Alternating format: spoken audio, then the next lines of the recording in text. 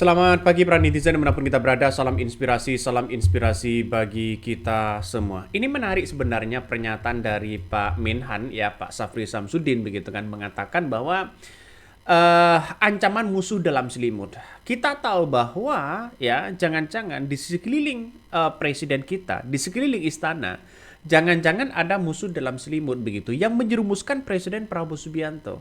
Karena kita tahu sejak awal ya Presiden Prabowo Subianto ini ingin memberantas bagaimana soal tambang ilegal, korupsi begitu kan ya. Tapi nampaknya bawahan-bawahan yang kemudian kita lihat begitu kan ya, kinerjanya masih belum kelihatan begitu untuk memberantas ini semua. Jalan satu-satunya adalah ketika Pak Syafri Samsudin mengatakan bahwa ada musuh dalam selimut, mari kita perangi begitu kan ya. Maka kemudian ada nuansa-nuansa tidak ingin ekonomi kita ini, ya negara kita ini bangkit. Ngeri bos, ya ngeri kalau sudah seperti ini. Yang ditakutkan di situ adalah ketika di lingkaran istana ada musuh dalam selimut bekerja sama dengan orang-orang yang tidak punya, ya kekayaan di alam di dalam kekayaan begitu kan ya alam kita. Ya, takutnya bekerja sama dengan situ. Ini harus hati-hati Presiden Prabowo Subianto. Proyeksi orang-orang asing, proyeksi Cina dan sebagainya. Jangan kemudian berkembang tumbuh yang ada di negara kita. Yang justru ketar-ketirin itu adalah termol. Ini sangat mengejutkan pernyataan Pak Syafri Samsudin begitu kan ya. Ada musuh dalam selimut dalam pemerintahan Prabowo. Mungkin bisa dikatakan seperti itu. Ini ngeri-ngeri sedap, bos. Makanya yang saya katakan tadi bahwa begitu kan ya Pak Syafri Samsudin ini sangat luar biasa begitu. Coba kita tonton ya full videonya begitu kan seperti ini. Kejadian seperti yang sekarang ini, terutama ekonomi kita mau diganggu. Ada lagi bagi yang fakultas ekonomi, coba pelajari. Ada namanya under invoicing. Ini kejadian kelakuan para pengusaha-pengusaha kita yang tidak taat kepada peraturan-peraturan. Berapa yang dibayar pajak, tapi berapa yang dia laporkan.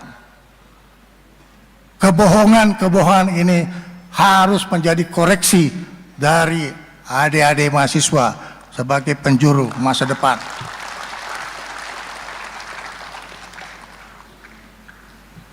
Anda boleh menyalahkan kami, tapi Anda tidak boleh salah untuk ke depan. Perbaiki. Ya. Ini penting sebagai tantangan masa depan bagi bangsa Indonesia. Sedikit lagi mengenai sumber daya alam kita. Kita memiliki nikel yang sangat besar. Kita memiliki bauksit yang sangat besar. Tapi yang terjadi adalah orang keluar pelabuhan tanpa pemeriksaan.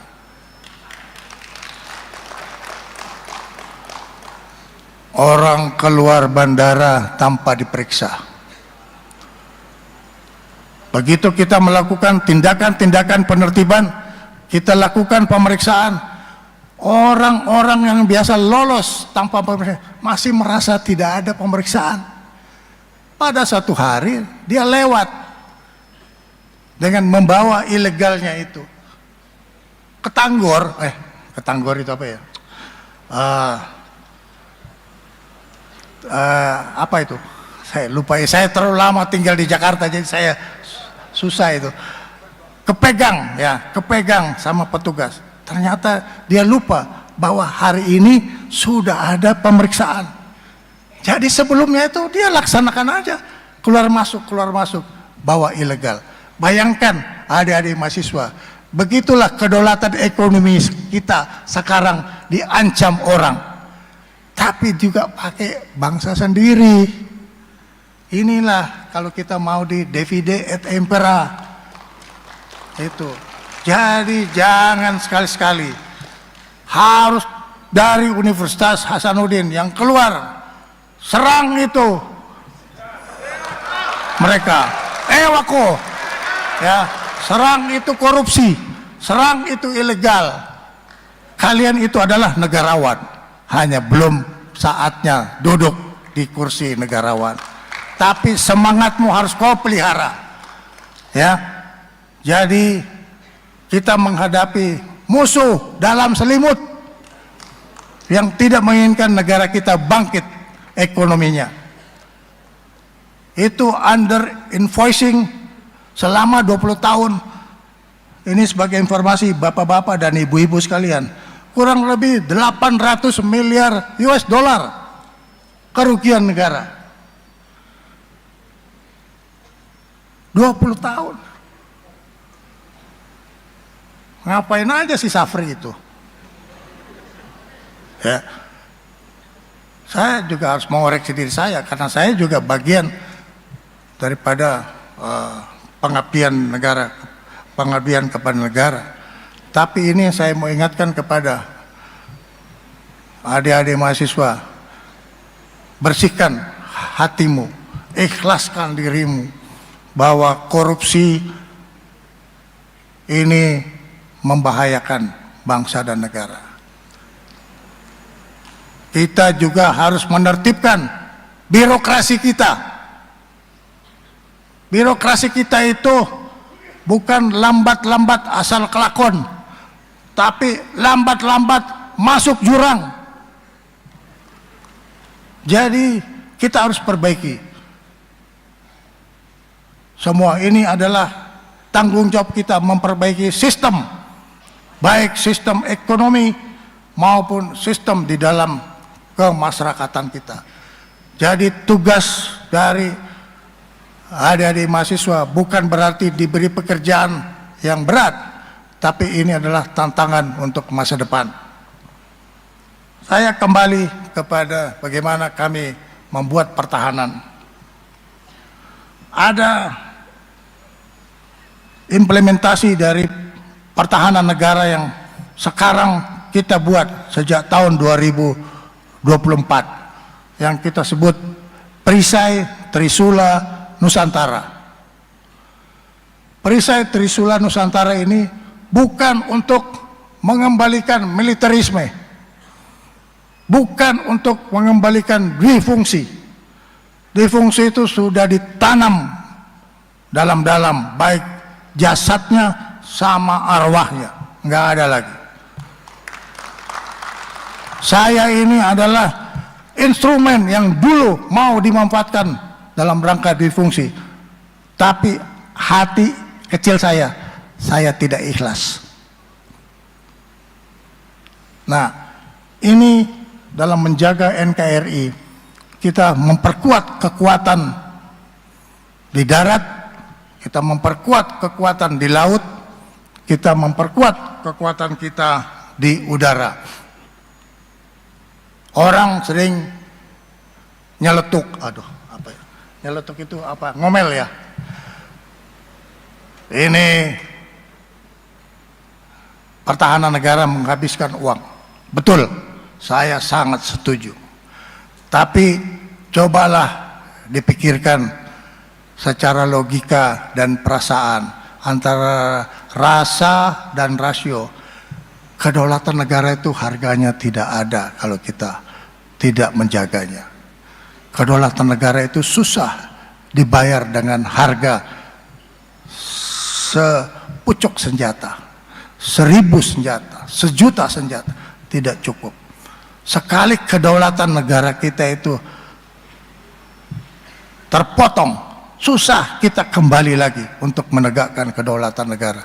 Jadi kita ingin menjaga negara kesatuan Republik Indonesia ini dengan memperkuat pertahanan negara. Di kekuatan darat kita tahu, adik-adik mahasiswa tahu bahwa pemerintah daerah itu semua kabupaten, kalau belum mau dikembangkan lagi, itu kurang lebih 514 kabupaten kota di seluruh Indonesia. Ini kabupaten ini penting. Ini adalah tulang punggung di mana rakyat untuk menjadi sumber penghidupan kita karena dia dikendalikan oleh pemerintah kabupaten. Setiap kabupaten akan kita jaga. Berarti kita harus memiliki 500 satuan untuk menjaga kabupaten. Itu satu. Sekarang sumber daya alam kita. Sumber daya alam kita itu ada yang kita pakai sehari-hari, tapi ada juga yang kita gunakan untuk keluar. Ini harus dijaga. Ada satu kejadian terjadi di Irak. Ini saya tadi cerita soal regional itu, orang selalu intip-intip, dia punya kekuatan apa. Jadi Irak itu mempunyai kekuatan ekonomi cukup besar, ya, minyak dan gas. 3 minggu lalu diserang markas, diserang dia punya kilang minyak, sehingga dia punya kedaulatan ekonomi menurun, kekuatan ekonominya menurun. Kita tidak boleh.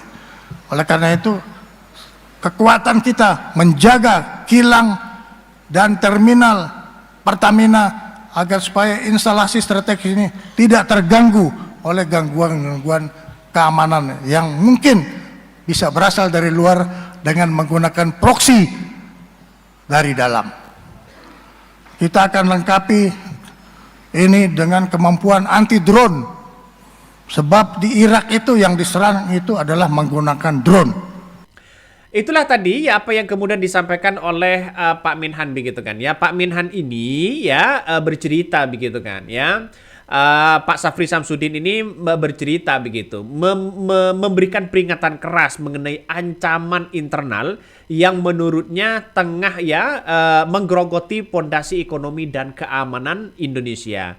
Berbicara di hadapan ribuan mahasiswa di Unhas begitu kan Makassar, Safri ini menyoroti soal maraknya praktek korupsi, birokrasi gelap ya hingga celah pengawasan di pelabuhan di bandara, termasuk aktivitas ya Bandara IMIP di Morowali dan Sulawesi Tengah yang sebelumnya memicu kehebohan nasional.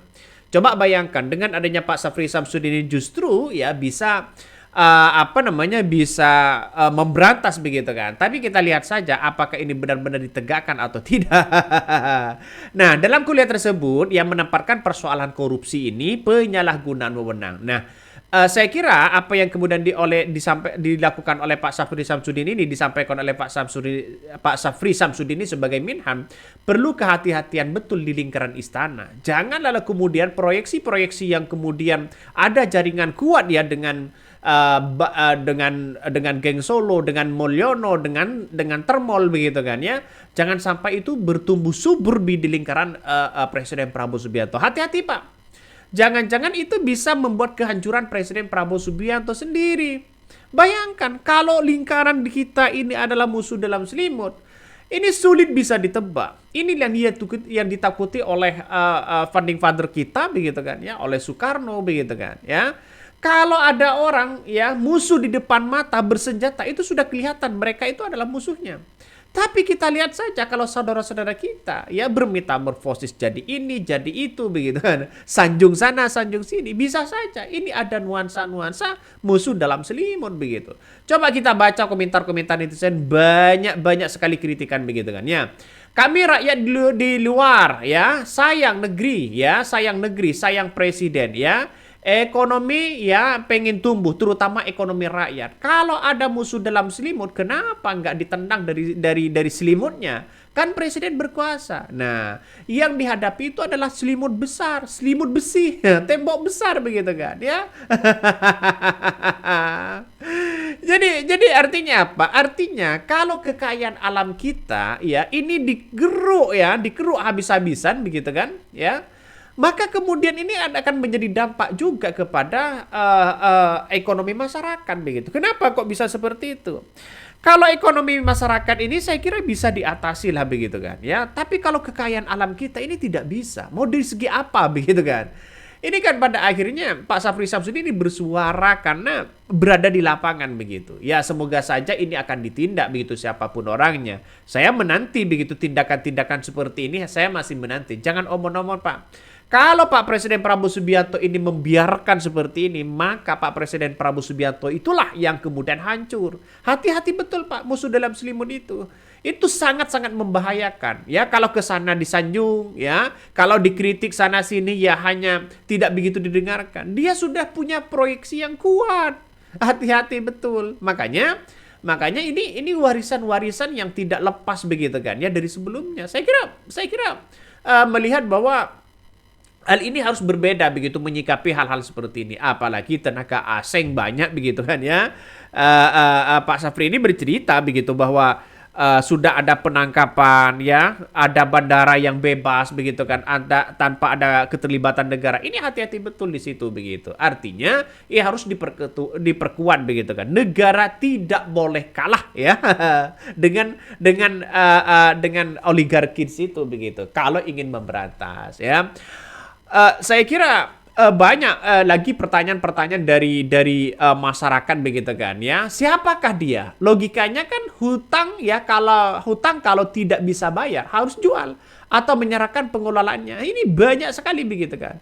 Fokus kembali ke Pertamina, perkebunan, perikanan, manfaatkan matahari, cuaca dan posisi kualitasnya. Saya kira kekayaan alam kita ini sangat kaya begitu kan ya, tapi nggak tahu lagi begitu karena di luar sana masih banyak proyeksi-proyeksi yang kemudian ingin menguasai negara kita, ingin menguasai kekayaan alam kita. Saat pilpres ya mereka berdekatan. Jangan-jangan main dua kaki. Kalau calonnya 3, main 3 kaki. Inilah kekuatan oligarki di situ, karena dia punya uang ya. Kalau calon presidennya adalah 2, mereka pasti main 2 kaki begitu. Kalau 3 pasti main 3 kaki. Kenapa? Karena kalau kalah pasti ada harapan. Karena dia banyak uang, tidak mungkin main 1 kaki. Ngeri Bos ya. Ya, ini harus diberantas di situ begitu.